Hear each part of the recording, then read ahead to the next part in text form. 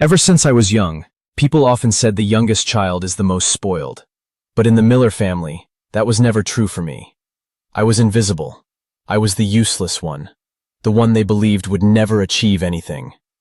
What they didn't know was that the moment they pushed me out of the family circle was also the moment they planted the seed for a revenge built on success they would never see coming. I was born and raised in the Miller Mansion, a 4-story estate in the Upper East Side of New York.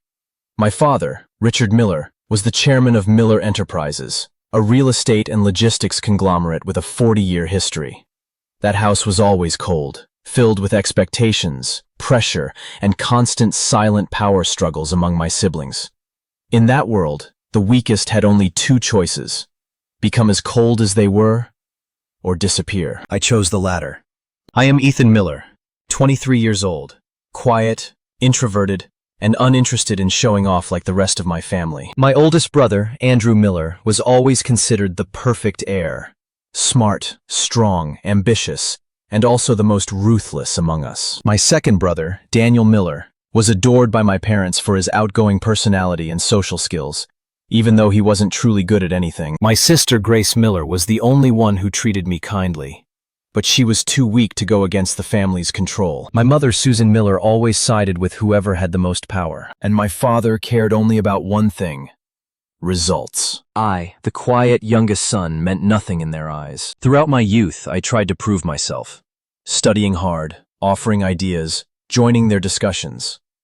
But every time I spoke, Andrew smirked, Daniel mocked me, and my father shook his head in disappointment. Ethan, you're not made for business. Don't force yourself. A sentence that sounded gentle, yet cut deeper than any insult. They pushed me out of every family meeting, every decision, every influential position. I remember most clearly the day I walked into the meeting room on Monday morning, where all senior leaders gathered around a long walnut table.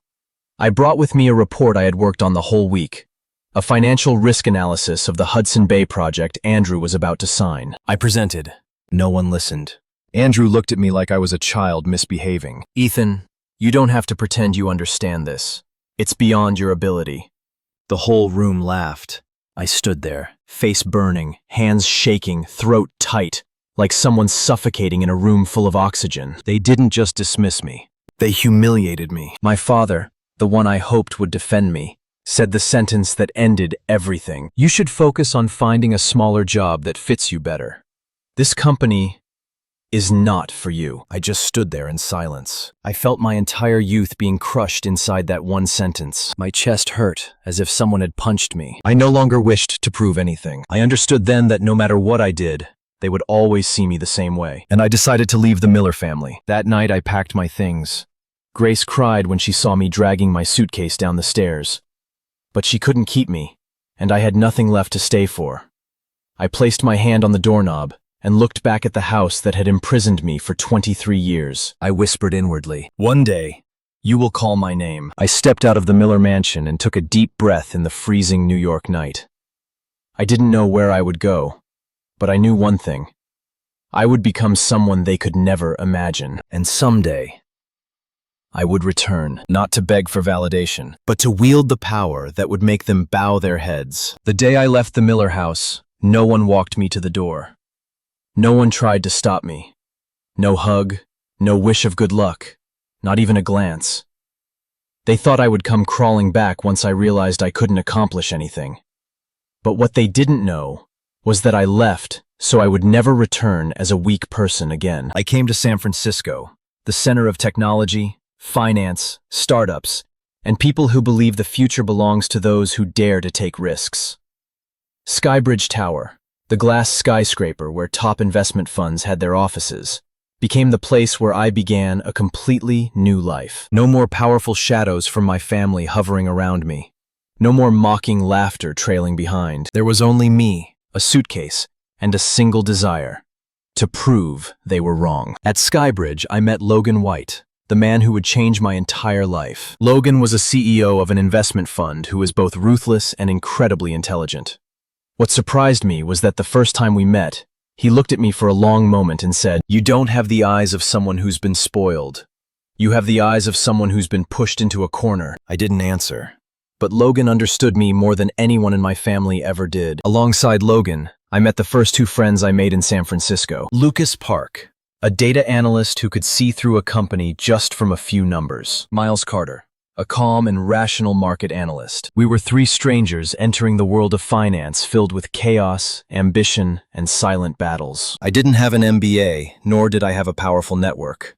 All I had was intelligence, perseverance, and the pain of being rejected. But in the financial world, no one cared how much you hurt. You only had value if you made money. I started at the lowest position, financial analyst intern. No one knew I was Richard Miller's son. I hid it intentionally. I wanted to be judged by my ability, not my last name. The first months were suffocatingly long. I worked 14 to 16 hours a day, reading reports, analyzing financial models, learning about M&A, takeovers, and how to acquire dying companies and turn them into money-making machines. Logan often threw thick stacks of documents onto my desk. Read all of this before tomorrow morning. I often stayed up until 4 a.m., drinking cold coffee and forcing my eyes to stay open. Lucas and Miles joked, "Ethan, if you keep working like this, you'll become a CEO before 30. I smiled, but deep inside, a voice whispered, I must become the person my family believed I could never be. I failed many times. Sometimes I miscalculated and caused the team to lose tens of thousands of dollars. But every time I fell, I got back up faster. One day, Logan handed me a folder about a company on the verge of collapse, Beacon Robotics. They were in debt by more than 40 million US dollars, and investors were fleeing. No one in the fund wanted to touch it. But Logan looked at me and said, "You're fully capable of analyzing this company. Try." I spent 72 continuous hours dissecting every aspect of Beacon Robotics. Finances, products, customer base, recovery potential. And I discovered something no one else saw. The company wasn't dead. They were just led by a terrible CEO. I presented my analysis to the fund's executive board. Lan White, the investment director, asked, "You really believe this company can recover?" I replied, "With the right strategy and a new team, yes." Logan looked at me like he had been waiting for this. A week later, the fund acquired Beacon Robotics at an unbelievably low price. 6 months later, the company revived. Profits skyrocketed, and the entire success was recorded under one name, Ethan Miller. I was promoted and received the first large bonus of my life. Logan walked into my office and placed a key on my desk. "The key to your new office. I want you to think about starting your own fund in the future." I could hardly believe my ears. I, a useless youngest son of the Miller family, was being encouraged to build my own empire. But just as I touched the key, my phone rang. Grace called. Her voice trembled. "Ethan, the company is in serious trouble. Andrew ruined everything." I stood still. The silence in my new office made my heartbeat echo loudly. I knew this was only the beginning. The people who once saw me as useless were about to come looking for me. And this time, I wouldn't return as the overlooked youngest son. I would return as the one holding power. While I was slowly building my name in San Francisco, in New York, the Miller Empire, the thing they were always proud of and considered proof of our family's superiority, began to crack apart piece by piece. The ironic thing was I had no idea. I was busy climbing my own mountain, while my family was rolling down theirs on the other side of the country. New York, the city of brilliant lights, where the Miller name once commanded respect, was now buzzing with strange rumors. Miller Enterprises loses money for the third consecutive quarter. The Midtown Logistics project is stalled. Banks are reconsidering credit limits. These reports appeared sporadically on Bloomberg and Business Insider, but I paid no attention. I was 2,800 miles away, living the chaotic rhythm of the San Francisco financial world. Only when Grace called did I realize New York was burning. Every member of my family fell into a spiral of self-destruction. Andrew, who ran the company, was overly confident, investing in high-risk projects just to prove himself. Daniel, in charge of communications, wasted money on flashy image building that produced no results. Richard, my father, no longer sharp enough to control everything, yet refused to give up power. Susan, my mother, worried but powerless. Grace, the only one who saw the company cracking from the inside. They built the Miller Empire with ambition, and now destroyed it with arrogance. The collapse did not come from a major disaster, but from a series of small mistakes made by Andrew over time. Poor management, careless spending, and investment decisions even a freshman economics student would question. Grace said Andrew didn't listen to anyone. My father still believed he was the rightful heir. Daniel kept polishing everything to hide the truth. When the Q3 financial report was audited, The number made the entire board gasp. A loss of $280 million US. A direct stab into the heart of Miller Enterprises. Grace told me on the phone. Ethan, key employees are leaving. Partners too. The media is digging into Andrew's missing funds. Some say they're preparing to sue. The whole company feels like it's panicking. I felt heavy, but not surprised. Because I knew Andrew. Arrogant, impulsive, and hated listening to anyone. The very traits that once made him seem like a stronger version of our father were now the main reasons dragging the company into the abyss. Meanwhile, I tried to stay calm in the Miller Capital office. Lucas asked, "You okay? You look like you're about to punch someone." I only shook my head. I no longer belonged to that family, but it was still part of my blood. One late afternoon, Grace sent me an email. Title: Ethan, you need to see this. It was an internal investigation file she managed to obtain. Andrew had signed contracts with a fake partner. There were signs of bribery. Some funds had disappeared from the books. The worst part was my father knew nothing. He trusted Andrew blindly. Trusted him enough to sign anything Andrew placed on his desk. When the SEC demanded the company restate its cash flow, the media exploded. New York Times front page. Miller Enterprises faces allegations of financial misconduct. That was when my family truly panicked. Grace called again. This time, her voice broke. Ethan, Dad collapsed from high blood pressure.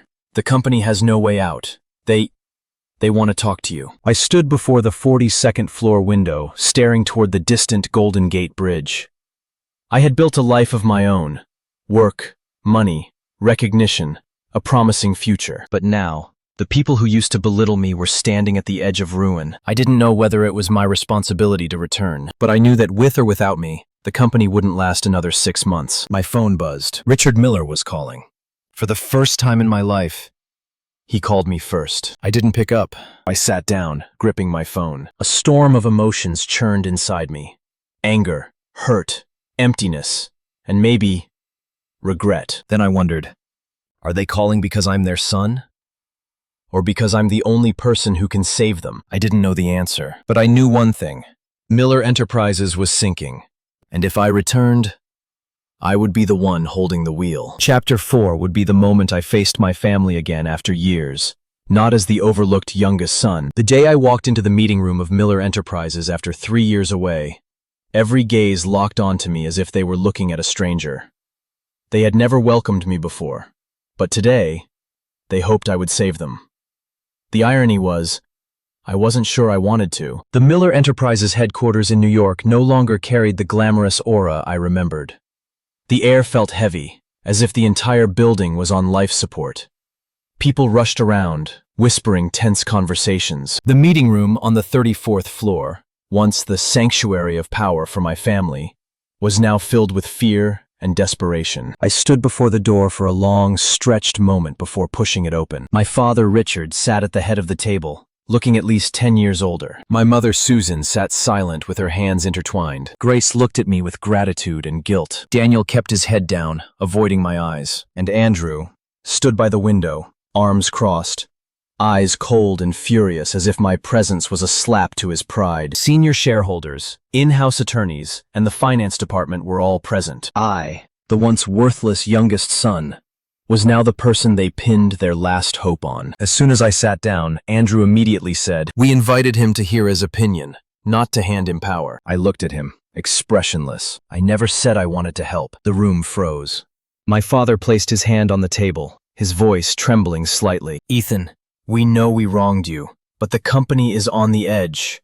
We need you." I didn't respond immediately. Inside me was a storm of hurt, disappointment, and years of buried bitterness. I opened the folder Grace had given me and laid out all the evidence on the table. The missing funds, Andrew's violations, fake contracts, vanished money. Everything was black and white. The room fell silent. The in-house lawyer whispered, "We're looking at a full investigation." Andrew slammed his hand on the table. "Are you trying to destroy my name?" I looked straight at him. "You already destroyed it yourself." Daniel stood up, shaking. "Ethan, can you save us?" I answered, "Yes." Everyone jolted upright as if seeing the first light after a storm, but I continued, "Just not in the way you expect." I pulled out the contract I had prepared and placed it on the table. Logan White, the CEO of Miller Capital, entered the room at that moment, his sharp gaze sending chills down everyone's spine. I said, "I'm not lending the company money. I'm buying it. Faces drained of color. Andrew shouted. You're insane! This is a family business, I replied calmly. If it truly were a family business, it wouldn't already be in the hands of the SEC and the banks. My father stammered. Ethan, what are your conditions? I looked him directly in the eyes, for the first time without feeling inferior. 100% ownership. Full control. No exceptions. The room exploded in arguments, but they all knew there was no other option. For 2 hours they tried to negotiate, begging to keep some shares, some titles, some remnants of family privilege. I refused every request. I said, either sign or declare bankruptcy in 6 weeks. Finally, my mother broke down in tears. My father sat silently for a long time before turning to Andrew. You led us to this point. If Ethan can save us, I agree. Andrew glared at me with hatred. Grace squeezed my hand under the table and whispered, You're doing the right thing. They all signed. As I left the meeting room, I walked alone down the long hallway of the Miller building. I placed my hand on the cold marble wall, the same wall that once made me feel small. But today, I wasn't small anymore. I knew that the moment they signed that contract, I had reclaimed what the family once denied me. Not a title or money, but the right to own my destiny. And from that moment on, I officially became the new CEO of Miller Enterprises. On my first day returning to Miller Enterprises as CEO, I didn't feel victorious. I only felt an unusual stillness, like the moment before a storm. I knew that from today, every eye in this building would be watching me.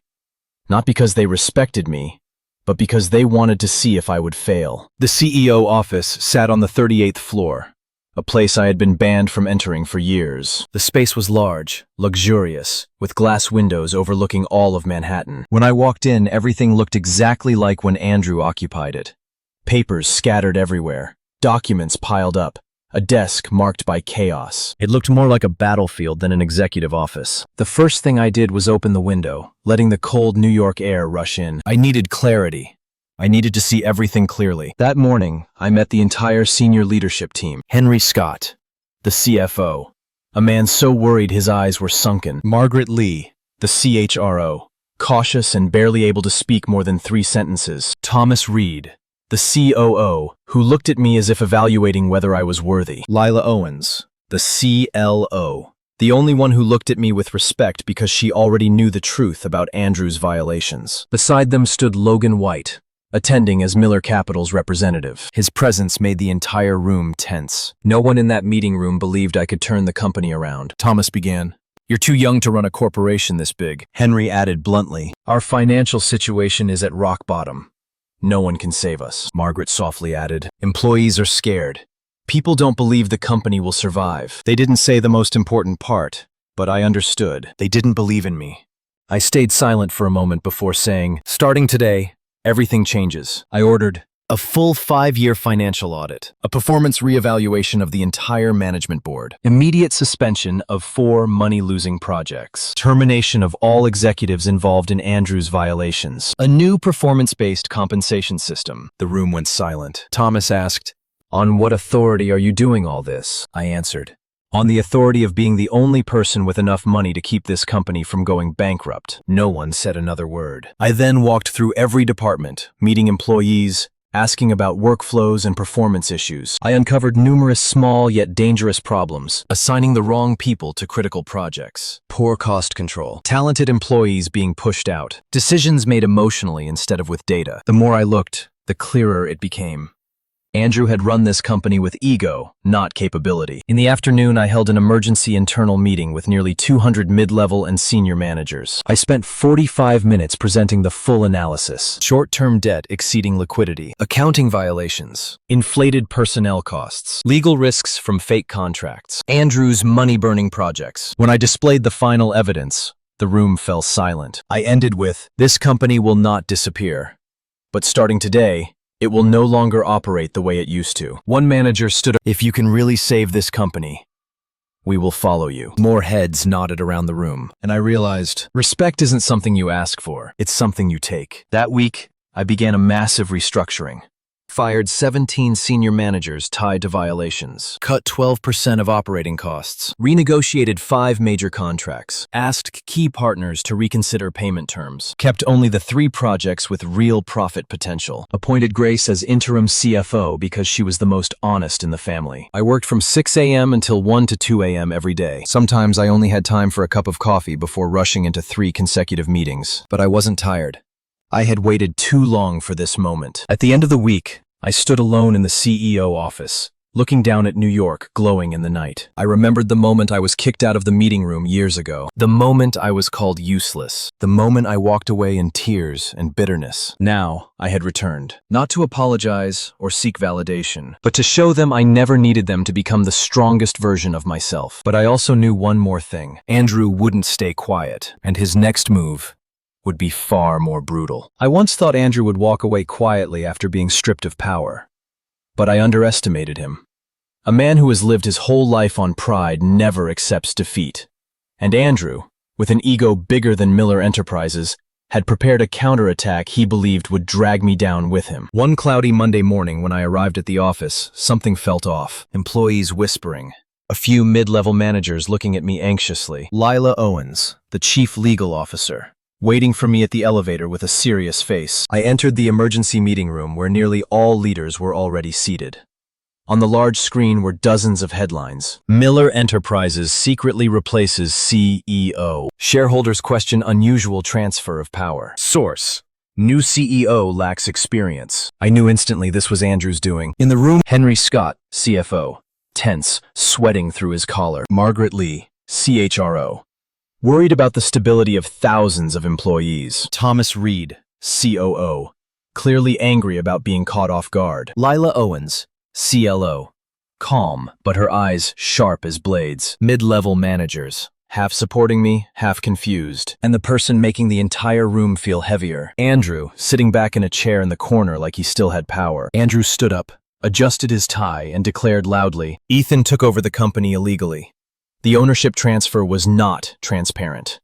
I demand a vote of no confidence." Murmurs spread across the room. I looked at him, not angry, just pitying. I asked, "Are you really trying to destroy what's left, Andrew?" He replied, "If this company isn't mine, then it doesn't deserve to exist." Silence fell. At that moment, the truth I had always known about Andrew was confirmed. He loved the throne more than the family. I opened my laptop and displayed data showing abnormal access to internal emails, all traced back to Andrew's account during the last 72 hours. He had leaked confidential information to the press, edited documents to create fake evidence, contacted small shareholders and bribed them to vote against me, spread lies about the company's finances. I asked directly, "You thought I wouldn't notice what you were doing?" Andrew paled but recovered quickly. "That's information the public deserves to know." Lila stood up, voice razor sharp. "No, that is corporate breach of confidentiality and grounds for criminal charges." Andrew's face drained of color. I stood, picked up a thick folder, my complete investigation file, emails showing bribery, fake contracts with shell companies, altered accounting records, statements of missing corporate funds, a video of Andrew forcing an accountant to adjust numbers. I placed the file in front of him and said slowly, "You didn't just ruin the company. You broke the law." The entire room held its breath. Henry whispered, "Ethan, what are you going to do?" I said, "I'll let the board decide." I scanned every face in the room. No one stood with Andrew anymore. Within minutes, the board voted 100% in favor of firing Andrew and handing all evidence to authorities. Andrew jumped up, face red, shouting, "You'll all regret this. Ethan, you don't deserve this." But security had already entered. They escorted him out of the building. The door shut. The chaos disappeared, leaving behind a silence heavy as ashes after a fire. After Andrew was removed, I returned to the table and said, "Now we begin truly saving Miller Enterprises." No one argued now. Those who once doubted me now stood behind me. Henry said, "Ethan, if you need anything, I'm ready." Thomas sighed and nodded. "I was wrong to doubt you. Lead the way." Even Margaret said, "The employees will stand with you." I believe that. I wasn't happy. I wasn't proud. I just felt a weight lift, because the hardest part, cutting ties with the past, was finally done. As the meeting ended, I stood alone by the window, watching New York in the rain. I thought Andrew attacked me with everything he had, but I'm still standing. I knew this was just one battle in a much longer war. But I also knew one thing. From today on, no one can take this power from me anymore. And for the first time in years, Miller Enterprises truly had a chance to survive. After Andrew was removed from the building, the atmosphere inside Miller Enterprises felt like it had been reborn. But that relief lasted only a few minutes, because immediately, I had to face a far bigger question. How do you save a sinking ship when the water has already filled more than half of it? I knew one thing. If I failed, I would be seen as an unworthy replacement. But if I succeeded, I would be the one who brought Miller Enterprises back from the dead. During the first week after Andrew was fired, the entire company fell into a waiting mode. Employees were anxious but hopeful. Mid-level managers were worried but willing to cooperate. Shareholders quietly observed my every move. The media was waiting for any bad news to publish. Some headlines predicted the company would go bankrupt within 90 days. I walked into each meeting as if I were walking onto a battlefield. And this battlefield required not only intelligence, but also a ruthlessness I never thought I possessed. To begin the revival, I gathered the spine team. Grace Miller, interim CFO. Not out of favoritism, but because she was the only one absolutely honest. Lila Owens, chief legal officer, the person I trusted most among the executives. Thomas Reed, COO, who became more serious and responsible after Andrew's downfall. Henry Scott, former CFO, now deputy CFO. Tense, but highly competent. Lucas and Miles, from Miller Capital, supporting us in financial and risk analysis. These were the people I could not afford to fail in front of, and they could not afford to fail in front of me. During the first strategic meeting, Henry reported, short-term debt exceeded $700 million. 4 deeply negative projects. 2 contracts under investigation. Media damage causing major clients to consider withdrawing. Operating cash flow continuously negative. Thomas put down his pen and said bluntly, if we don't have a truly aggressive plan, we won't survive until the end of the year. I stared at the red numbers on the screen, numbers that could kill any company, especially a 40-year-old empire like Miller Enterprises. I presented my restructuring plan. 1. Cut 15% of low-performance employees within 30 days. 2. Close 3 poorly performing branches. 3. Renegotiate all logistics contracts. 4. Sell 2 of Andrew's failed investments. 5. Establish a new capability-based leadership board. 6. Attract capital from 3 strategic investment funds. Silence filled the room. Restructuring meant affecting the livelihood of thousands. But without it, the company would die. Thomas was the first to speak. I agree. Then Lila, this plan is viable if the legal framework is airtight. I'll handle that. Finally, Grace, I've waited for this day for so long. Do it, Ethan. I nodded, and the war began. Within 60 days, we raced against time. I worked from 6 a.m. to 2 a.m., sleeping on the couch in the CEO office. Aggressive actions were executed. 1,500 employees were let go. 3 projects shut down. Several senior managers from Andrew's era fired. Multiple departments merged. Bloated procedures eliminated. Wasteful spending cut entirely. The company shook from top to bottom. But then, something miraculous happened. Operating cash flow improved. Major clients stopped withdrawing. Some investors sent proposals. Then came a moment no one expected. At a meeting with Osborne Holdings, one of New York's largest investment funds, they asked, can you guarantee the company will never return to the family-run model? I pulled out the new charter, already signed. No member of the Miller family has special privileges. All positions are based on merit. They exchanged looks. Then their representative said, then we will invest. And that was the moment I knew. I had saved the company.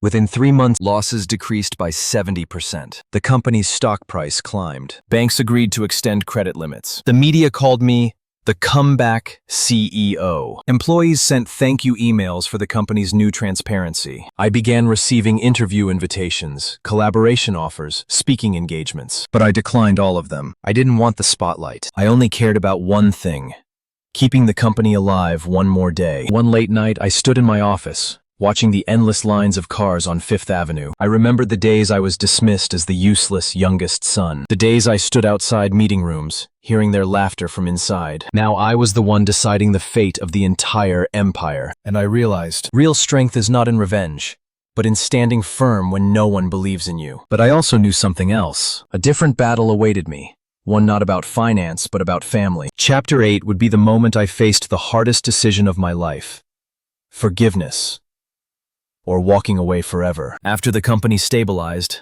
I thought I would finally get some rest.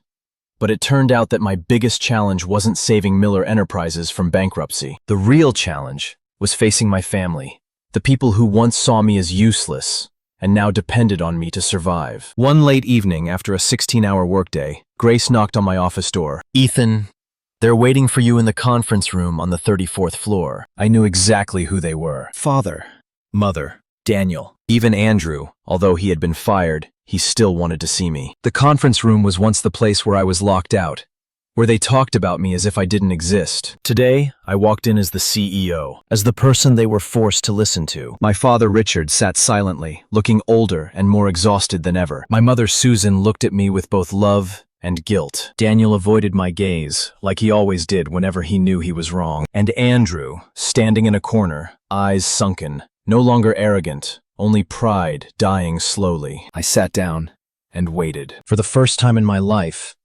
they were the ones who had to explain themselves to me. My father sighed. "Ethan, I'm sorry.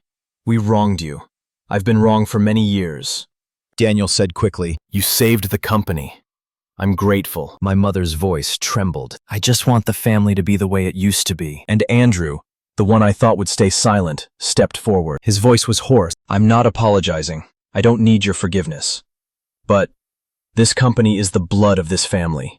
Don't let it stop belonging to the Millers." I looked at each of them, and a bitter truth hit me. They only come to me when they need me. But in the years I needed them, they were never there. I spoke slowly. "I saved the company because it was something Father spent his life building.